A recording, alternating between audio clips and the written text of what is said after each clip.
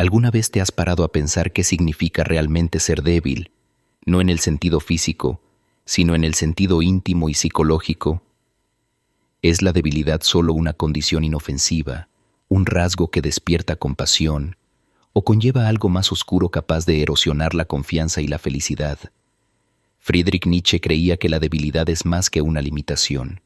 Es una trampa, una fuerza invisible que lleva a las personas a enmascarar la verdad para ocultar su impotencia detrás de moralidades inventadas. Imagina un amigo que siempre parece amable pero cuya ayuda nunca es genuina, o una persona que insiste en jugar el papel de víctima manipulando a otros para encubrir sus propios defectos. Nietzsche vio esto como una forma de deshonestidad arraigada en la debilidad. Creía que, en el fondo, ser débil es rechazar la vida evitando la verdad y abrazar una máscara que nos desconecta de la realidad. Pero, ¿de dónde viene esta idea? ¿Qué revela esto sobre nuestra sociedad y sobre nosotros mismos? Porque la debilidad no es solo un problema individual, sino una fuerza contagiosa que amenaza lo que más apreciamos, nuestra capacidad de vivir auténticamente. Nietzsche no veía la debilidad como un mero rasgo humano, sino como el fundamento de uno de los mayores mecanismos de manipulación jamás creados, la moral. Para él, la moral era la debilidad. El origen del resentimiento es un sentimiento amargo que surge cuando las personas incapaces de afrontar sus limitaciones buscan culpar a otros por su insatisfacción. El filósofo Friedrich Nietzsche lo identificó en la creación de la moral de esclavos y en la conversión de valores que exaltan el sufrimiento, la humildad y la sumisión, mientras demonizan la fuerza, el poder y la autonomía. ¿Pero qué es exactamente el resentimiento? Imagina a alguien que no tiene el coraje de admitir su envidia del éxito de otro. En cambio, esta persona critica los méritos de los demás, llamándolos arrogancia o codicia. Este proceso de degradar a los fuertes para justificar la propia impotencia es el corazón del resentimiento. Es en este espacio donde la debilidad se vuelve deshonesta. En lugar de admitir su incapacidad para lograr algo, los débiles crean una narrativa en la que sus limitaciones son virtudes. Esta moral de esclavos se opone a la moral de los amos, que valora la fuerza, el coraje y la autoafirmación. Mientras que los amos crean sus propios valores, los esclavos reaccionan construyendo sistemas éticos que los colocan como puros y a los poderosos como pecadores. El cristianismo, según Nietzsche, fue el ejemplo más notable de esta inversión de valores. Él creía que la religión promovía la debilidad como un ideal, exaltando el sufrimiento y la humildad, mientras condenaba el orgullo y la autosuficiencia. Por supuesto, esto no significa que Nietzsche despreciara a los débiles simplemente por serlo. Despreciaba su elección de enmascarar su debilidad con ilusiones, transformándola en una fuerza corrosiva. Para él, el problema no era la fragilidad humana, sino la negativa a afrontarla honestamente. Pero, ¿por qué es tan común esta elección por la deshonestidad? Porque es más fácil crear una máscara que aceptar la realidad. Para entender esto, necesitamos profundizar en la psicología de la debilidad y cómo está vinculada al comportamiento deshonesto. Para el autor de Beyond Good and Evil, la debilidad malvada no es solo una condición pasiva, es activa, insidiosa y tiende a manifestarse en conductas que distorsionan la verdad y sabotean las relaciones humanas.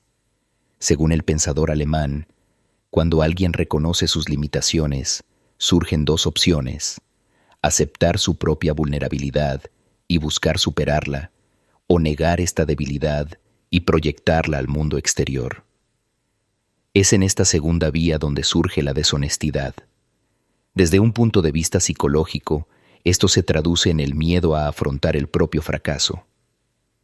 Imaginemos a una persona que constantemente evita los desafíos, pero lo justifica culpando a otros o a las circunstancias.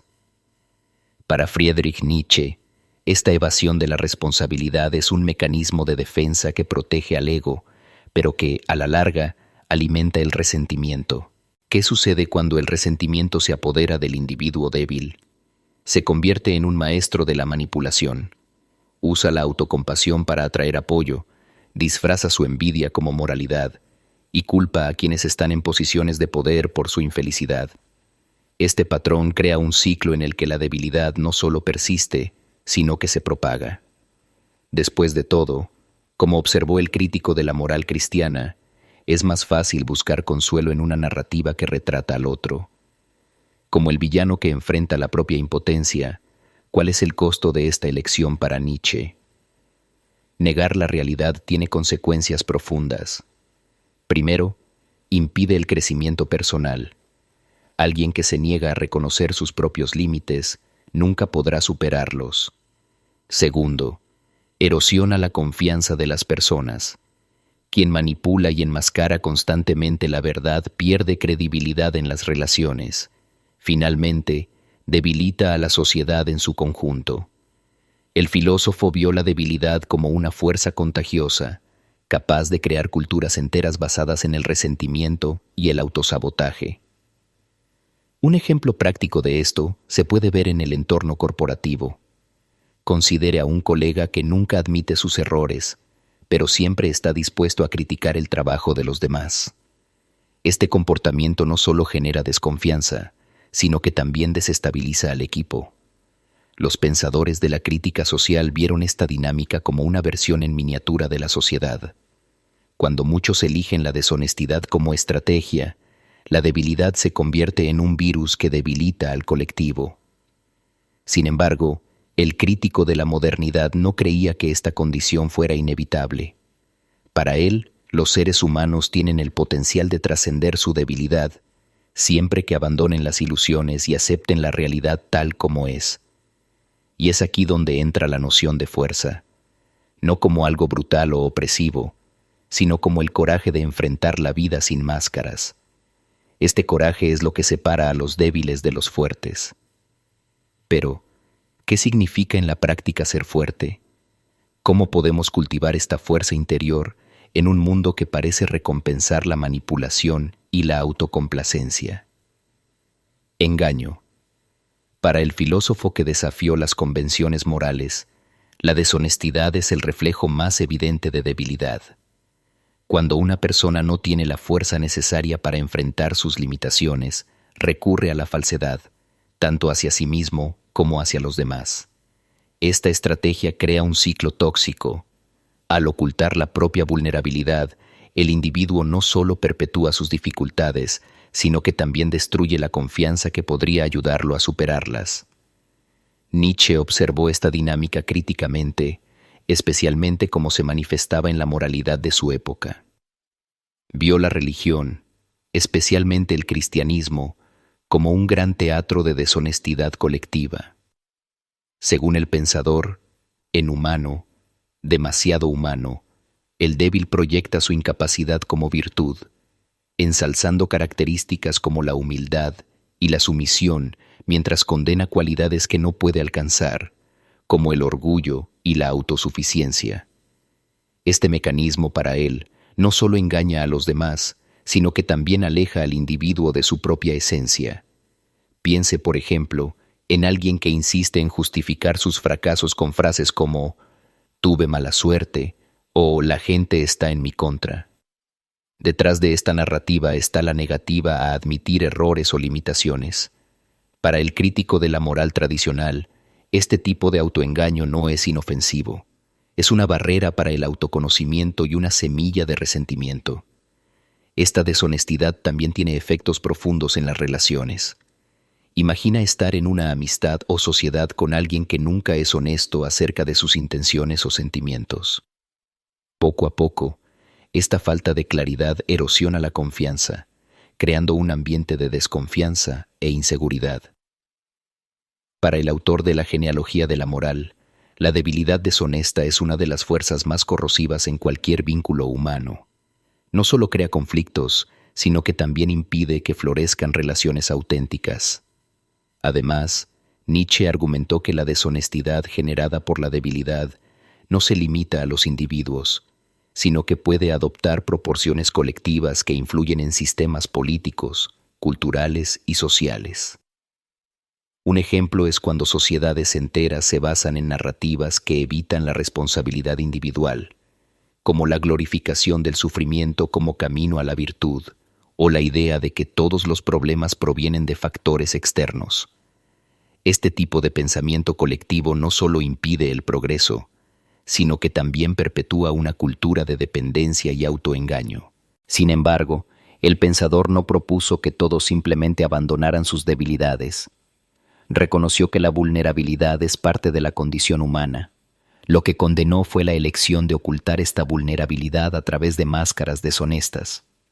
Para él, el verdadero camino hacia la fortaleza comienza con la aceptación radical de la realidad, por incómoda que sea. Después de todo, ¿cómo se puede construir una vida auténtica si se basa en ilusiones? Para el filósofo alemán, el primer paso para romper este ciclo es cultivar el coraje de mirar hacia adentro y enfrentar las verdades que tratamos de evitar. Solo entonces puede la debilidad transformarse en fuerza genuina. Pero, en el mundo moderno, donde la competencia y las redes sociales fomentan las apariencias, ¿cómo podemos identificar y resistir estas tendencias deshonestas? ¿Todavía hay lugar para la fuerza interior en un entorno tan superficial? La fuerza no es solo un atributo físico o una exhibición del poder externo. Es una virtud profundamente arraigada en la capacidad de abrazar la vida en su totalidad, aún en medio de las dificultades e imperfecciones. Para el autor de El Anticristo, ser fuerte significa afrontar la realidad con valentía, integridad y un compromiso inquebrantable con el autoconocimiento. Pero, ¿qué caracteriza esta fortaleza? Primero, requiere un rechazo consciente del autoengaño. Mientras que los débiles buscan justificar sus limitaciones con excusas o moralidad construida, los fuertes aceptan sus debilidades como parte del proceso de crecimiento. Este acto de honestidad con uno mismo es, paradójicamente, lo que le permite a uno superar las limitaciones. En segundo lugar, la fuerza implica acción. No basta con reconocer la realidad. Hay que actuar sobre ella. Para el crítico de la modernidad, la fuerza se demuestra en decisiones difíciles, en la capacidad de adaptarse a situaciones adversas y en la voluntad de asumir riesgos para alcanzar metas significativas. Los pensadores alemanes vieron esta dinámica en personajes históricos que se destacaron por su capacidad de transformar dificultades en oportunidades. Por ejemplo, pensemos en alguien como Leonardo da Vinci, cuya fuerza no solo residía en su talento excepcional, sino también en su incansable búsqueda de conocimiento y superación personal.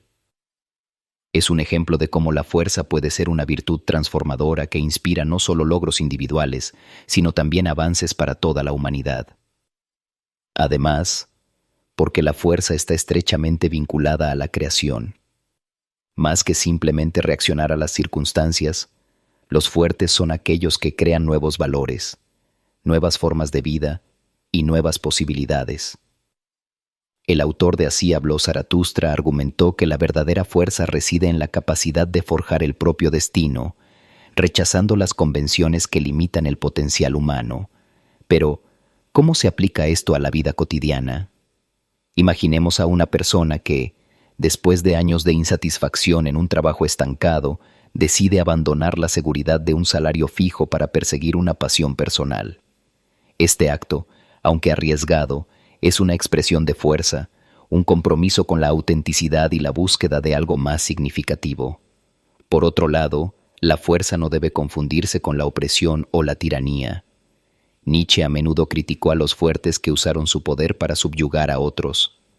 Para él, la verdadera fuerza es generativa, no destructiva. Es la capacidad de inspirar y elevar, en lugar de aplastar. Esta distinción es fundamental para comprender el pensamiento del filósofo alemán. En un mundo lleno de distracciones y presiones externas, cultivar esta fuerza interior puede parecer un desafío monumental. Sin embargo, se cree que está al alcance de cualquiera que esté dispuesto a dejar ir la mentalidad de víctima y tomar control de su vida. Esto requiere, sobre todo, una voluntad de cuestionar las narrativas impuestas por la sociedad, la religión o la cultura. Como el pensador a menudo enfatizó, la verdadera fuerza no es algo que se pueda dar o aprender pasivamente. Debe ganarse, un acto continuo de voluntad que requiere esfuerzo y sacrificio. Y es en este proceso donde radica la belleza de la vida, la posibilidad de transformación constante, de reinventarse y de luchar por la excelencia en todos los aspectos. Así, la fuerza, para el filósofo, es más que una virtud. Es un llamado, una invitación a abandonar la mediocridad y abrazar una existencia más plena y auténtica. Pero, ¿estamos listos para aceptar este desafío? Nietzsche creía que el verdadero respeto solo puede surgir de la fuerza auténtica. Para él, no se trata de fuerza física o dominación, sino de una presencia magnética que proviene de alguien que vive en alineación con sus principios más profundos. Con su esencia, este tipo de fuerza atrae admiración, mientras que la debilidad a menudo se oculta tras máscaras. Genera desconfianza e incluso desprecio. Cuando alguien demuestra genuina fuerza, es como si fuera un faro en la oscuridad. Pensemos, por ejemplo, en personajes históricos que han formado generaciones, como Mahatma Gandhi. Aunque su camino fue de no violencia, reivindicaba una fuerza interior tan poderosa que desafió imperios e inspiró a millones. Es esta autenticidad la que exige respeto, porque refleja coraje, integridad y la capacidad de trascender la mediocridad. Pero el respeto no se trata solo de ser admirado por otros, también implica respeto por uno mismo. Cuando alguien es lo suficientemente fuerte para ser honesto consigo mismo y actuar de acuerdo con sus valores, ese individuo experimenta un tipo profundo de dignidad personal. Esta autoestima es, en sí misma, un pilar de fortaleza y un catalizador para ganar respeto externo. Sin embargo, hay una trampa sutil aquí. Muchos buscan respeto artificialmente, tratando de impresionar o manipular a otros. Nietzsche despreció este enfoque al considerarlo otra manifestación de debilidad. Para el autor de Así habló Zaratustra, el respeto genuino no se puede exigir ni forzar. Se gana por la coherencia entre quién es una persona y lo que demuestra al mundo. En el contexto moderno, esta lección es particularmente relevante en un mundo donde la autenticidad a menudo es sacrificada por los gustos y la validación instantánea. El respeto auténtico se convierte en una moneda rara. La fuerza interior que Nietzsche tanto valoraba es la clave para navegar estas presiones externas sin comprometer la propia esencia. Al final, el respeto es más que una consecuencia de la fuerza. Es un reflejo de una vida vivida con propósito e integridad. Estamos listos para despojarnos de las máscaras que usamos y ganar respeto genuino, comenzando con nuestra propia compasión, a menudo celebrada como una virtud esencial en la sociedad moderna. Es por eso que una debilidad disfrazada está en el corazón del pensamiento del filósofo. La idea de que la compasión, mientras que a menudo tiene buenas intenciones, puede generar dependencia y perpetuar la debilidad, creando un ciclo de vulnerabilidad que puede corroer el espíritu humano. Para el filósofo, la compasión es una respuesta emocional que, en lugar de empoderar, a menudo infantiliza a quienes la reciben. Esta dinámica es particularmente evidente en cómo las sociedades tratan a los demás desfavorecidos. En lugar de empoderar a los individuos para que se levanten y se vuelvan autosuficientes, la compasión puede transformar la dependencia en un estado de ser. Nietzsche vio esto como una traición a la verdadera naturaleza de los seres humanos, que es la búsqueda de la autoafirmación y el poder personal. Imaginemos una situación en la que una persona que enfrenta dificultades financieras recibe ayuda de manera paternalista. La intención puede ser noble, pero el mensaje subyacente es que no puede superar esto solo. Este enfoque no solo socava la confianza en uno mismo, sino que también impide el desarrollo de las habilidades necesarias para enfrentar los desafíos futuros. En lugar de convertirse en una fuerza activa en su propia vida, el individuo se encuentra atrapado en un ciclo de dependencia, análogo a un niño que nunca aprende a caminar por sí solo. La crítica de Nietzsche a la compasión no es simplemente un ataque a la bondad humana, desafía la naturaleza misma de la moralidad. Para él, La moral tradicional, que a menudo glorifica la piedad, sirve como mecanismo de control social, creando una jerarquía que valoriza la debilidad. Aquellos que se consideran virtuosos a menudo se sienten superiores cuando ofrecen compasión, sin darse cuenta de que, en realidad, están alimentando la debilidad en lugar de combatirla.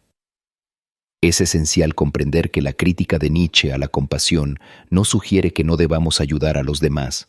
Por el contrario, argumenta que ayudar debería ser una forma de empoderamiento. La verdadera compasión, en opinión de Nietzsche, debería inspirar a otros a volverse más fuertes, a levantarse y tomar el control de sus vidas. En lugar de brindar apoyo que refuerce la vulnerabilidad, debemos buscar apoyo que fomente la confianza en uno mismo y la agencia. Además, la fragilidad de la compasión se manifiesta en la forma en que a menudo se utiliza como una herramienta de manipulación. Las personas pueden usar la compasión como una forma de control emocional, creando un entorno donde se explota la debilidad para beneficio personal. Tal manipulación es un reflejo de debilidad, no de fortaleza, y nos recuerda que la verdadera fortaleza se revela en la capacidad de afrontar la vida sin recurrir a apelaciones emocionales que devalúan la autonomía de los demás. Cuando abordamos el tema de la compasión en nuestras interacciones diarias, es crucial reflexionar sobre nuestras intenciones. ¿Estamos realmente empoderando a otros o simplemente satisfaciendo nuestra necesidad de sentirnos bien? Este autoanálisis puede ser incómodo, pero es un paso necesario para romper con la dinámica de la dependencia que Nietzsche expone tan críticamente. La crítica de la compasión y la piedad nos invita a reexaminar no solo nuestras acciones, sino también la moralidad que las sustenta. La verdadera fuerza radica en reconocer que todo ser humano tiene la capacidad de levantarse y que la verdadera ayuda es la que fomenta esta capacidad. ¿Cómo podemos transformar nuestras interacciones en oportunidades para fomentar la fuerza y la autonomía, en lugar de reforzar la fragmentación y la dependencia? En el centro del pensamiento de Nietzsche está la idea de que la vida debe afirmarse en todas sus complejidades y contradicciones. La autoafirmación, una virtud central en su filosofía, es vista como un acto de coraje que implica aceptar la vida en su totalidad, incluyendo sus dolores y desafíos. Contrario a la visión pesimista que adoptan muchas filosofías, Nietzsche propone un amor a la vida que trasciende la mera supervivencia y se convierte en una celebración de la existencia. La autoafirmación, para el filósofo, es un reflejo de la fuerza interior. Es la capacidad de decir sí a la vida, incluso cuando se presentan obstáculos aparentemente insuperables. En lugar de refugiarse en ilusiones o dejarse dominar por la debilidad, el individuo autoafirmativo enfrenta los desafíos de frente. Esta actitud es fundamental no solo para el crecimiento personal, sino también para construir una sociedad más fuerte y resiliente. Al aceptar nuestras luchas y fracasos, nos volvemos más auténticos. La debilidad se disipa cuando aceptamos que somos seres imperfectos con habilidades y limitaciones. Esta aceptación es un poderoso acto de autoafirmación, ya que nos permite navegar la vida honestamente, en lugar de usar la compasión como un mecanismo de escapismo. La autoafirmación nos empuja a buscar activamente soluciones a nuestros problemas. Un ejemplo práctico de esta virtud se puede encontrar en historias de personas que superaron grandes adversidades. Pensemos en Nelson Mandela, quien pasó años en prisión, pero en lugar de ser consumido por el resentimiento, emergió como líder que no solo se afirmó a sí mismo, sino que también buscó afirmar la dignidad de su pueblo. Su capacidad de abrazar la vida y luchar por un futuro mejor es un poderoso testimonio de la virtud de la autoafirmación. Al mismo tiempo que critica la tendencia de la sociedad a glorificar la debilidad y victimización, señala que esta glorificación no solo socava el potencial de los individuos, sino que también debilita a la sociedad en su conjunto. Cuando se valora la debilidad, se crea una cultura de igualdad que no fomenta el crecimiento ni la innovación, en lugar de inspirar a las personas a convertirse en protagonistas de sus propios intereses. Historias propias se perpetúa un ciclo de dependencia y mediocridad.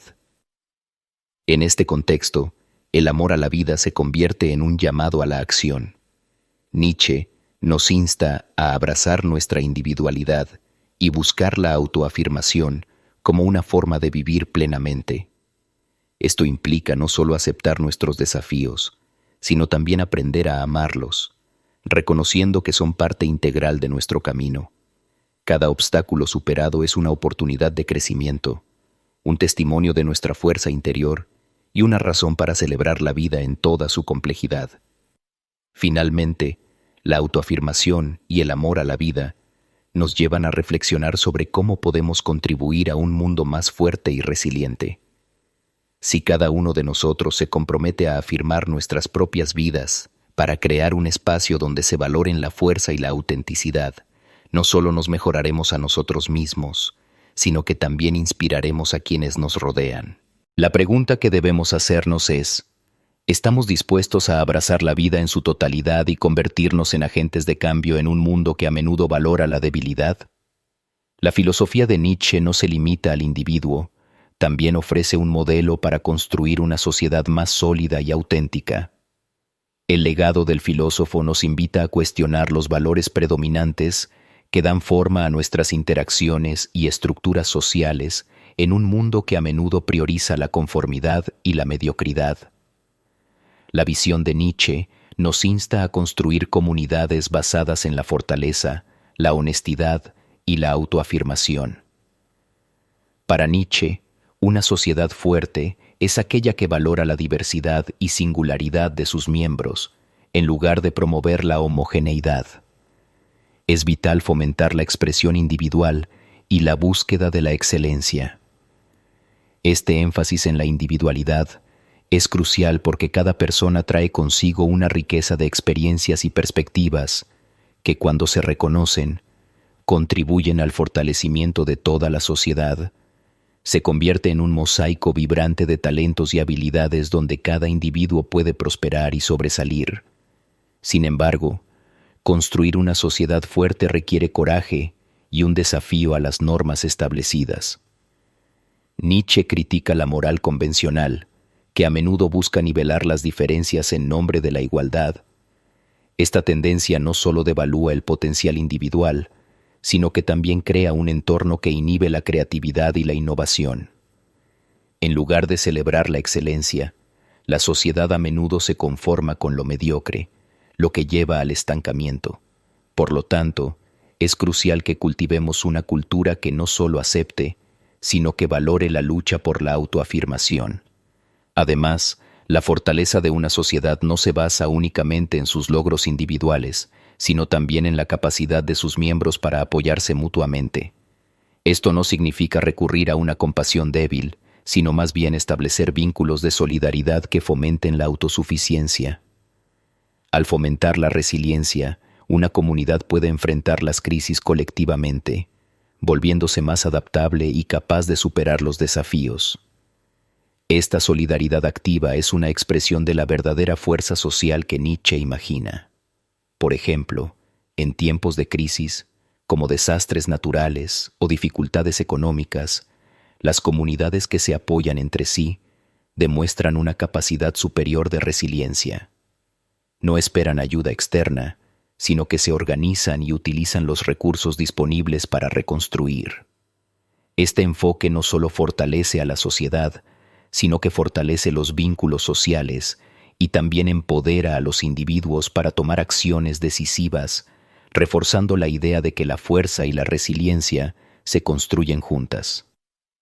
Construir una sociedad fuerte también requiere una crítica continua de los valores que nos rodean. Nietzsche insta a cada uno de nosotros a desafiar las normas sociales y no aceptar la moral dominante. Sin duda, la reflexión crítica es esencial para el desarrollo de una sociedad que valore la fuerza y la autenticidad. Necesitamos poder discernir entre lo que nos fortalece y lo que nos debilita, buscando una moral que amplíe en lugar de restringir nuestras capacidades. La autoafirmación como concepto nos desafía a ser protagonistas de nuestras propias historias. Cada uno de nosotros tiene la responsabilidad de afirmarse frente a la adversidad y las expectativas externas. Esto implica no solo reconocer nuestras debilidades, sino también transformarlas en fortalezas, adoptando una perspectiva que nos permita ver nuestras luchas como oportunidades para el crecimiento y desarrollo personal. Este cambio de mentalidad es esencial para crear una vida más significativa y auténtica. El amor a la vida, por otro lado, nos invita a abrazar todas las experiencias, sin importar cuán desafiantes puedan parecer, cultivando una apreciación por nuestra existencia, incluso frente a las dificultades que podemos enfrentar. Encontrar belleza y significado donde muchos solo ven desesperación. Esta voluntad de amar la vida en su totalidad, es un poderoso antídoto contra la desilusión y el nihilismo que impregnan nuestra sociedad contemporánea. Cuando elegimos amar la vida, nos convertimos en agentes de cambio que inspiran a otros a seguir nuestro ejemplo. Y con esto llegamos al final de este video. Gracias por mirar, no olviden suscribirse, darle like y pasar por nuestro canal, El Lich Filosófico. Exploren más contenido interesante y profundicen en la filosofía con nosotros. Nos vemos en el próximo video.